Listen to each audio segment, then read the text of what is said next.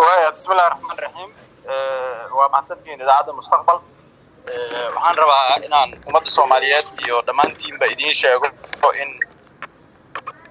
dhaqdhaqaaqyadan soo cusboonaaday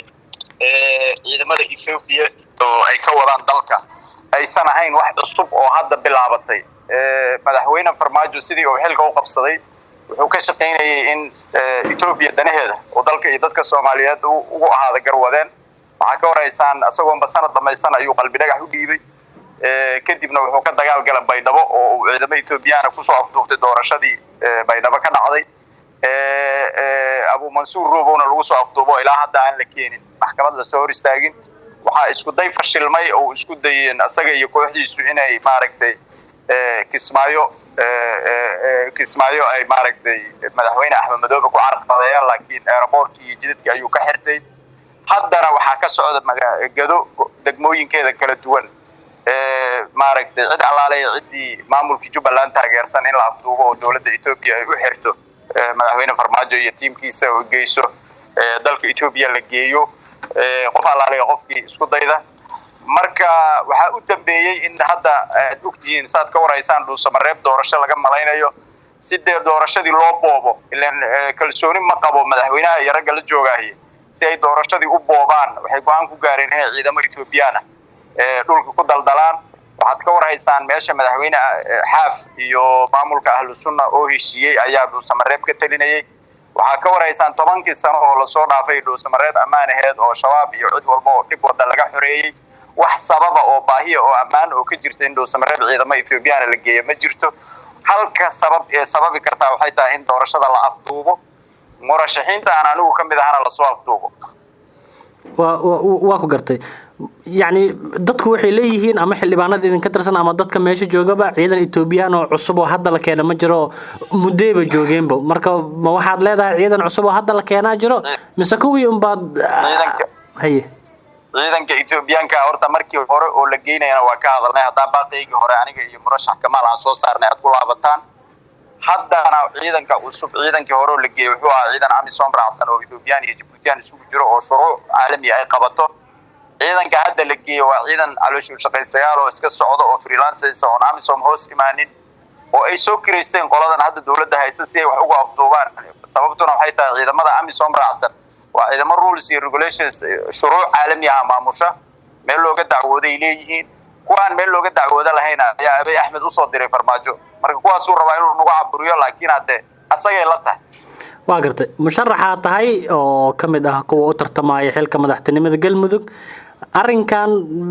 yani wax go'aanka qaadanaysa aad muxuu yahay sida sheegayso sidaanay wax u socdaan maxaa kula gudboon go'aankan qaadanayna waxay madaxweyne Xaaf iyo maamulka Ahlu Sunna oo Sheekh Shaakir iyo Macalin Maxamuud u weeyeen iyo dadkii reer Galmudug dhamaan waa isla xiriirnay waa iswaanay intii isheeli karta waxaana iska wareysanaynaa inaan maalmaha soo socda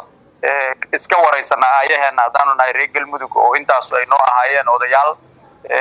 waad ka wareysaa in Xaaf banaanka la dhigay waad ka wareysaa in Ahlu Sunna banaanka la dhigay heshiisyo inta la galay looga baxay waxa meesha ka socda marka waa wax iska cad oo qofkii hurdaya umba laga yaabaa in been loo sheegay annaga been niman loo sheegi kara maaha ma nihin waxaan maaragtay reer Galmudug oo dhan ugu baaqayaa inay is wareystaan aniguna intaas aan ku sheegay baan wareysi igala dhaxeeyaa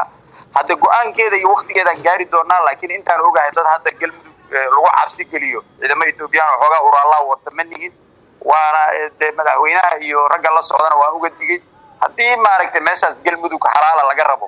oo Galmudug mid ah laga rabo waa in Macalin Maxamuud iyo Xaaf iyo annaga murashaxiina iyo ayaguba inteenuba aan iska wareysano qola aan leeyahay aniga hal fogeeyo ma jirto laakiin waxa la leeyahay wixii bursi iyo boob ay isku dayaan ayaga bay cawaaqib xumadu ku dambeyn doontaa hadii la yiraahdo waa gartay laakiin Xaaf wasiir Odowaa isaga wareejiyay Soomaaliya wakaaladii oo ku wareejiyay dawladda federaalka gaar ahaan wasaaradda arrimaha gudaha markuu wareejinay wuxuu weystay dad miir leh inuu wax ku wareejinayo hadda haduu arkay in dadkiisii la boobayo ma wareejiski baa soconay waa laabeen wixii uu wareejiyay dad baa yimid booba dad baa yimid raba in ciidamada dadku ku isticmaalaan asaga loo doortay Galmudug madaxweyne Xaaf ugu baaqaynaa inuu shaqadiisii ku laabto oo shaqadiisa qabsado adiga Shaakir oo dawladda baryahan khilaaf oo kala dhaxeeyo Xaaf oo sida sheegayso isna yara dadsan yani mucaaradka iska wareysanay arrinka Galmudug ogolna waa ku sheegay waxaan ku iyagu hal anagu murashaxiinta nahay xaaf waa meel ahlusunna waa meel dadka kale reer galmudug inaan iswareysano isla fariisana la rabaa wax la isla soo saaro laakiin wallahi anaa ku xoogayo waxaan rabaan qorayaa oo waa ku xirayaa xabsiga barqadiijaan ku kiisanaya sida Abu Mansuur Robo cid loogu agajugleyn karo ma jirto cid aqbaleen male waa ku gartay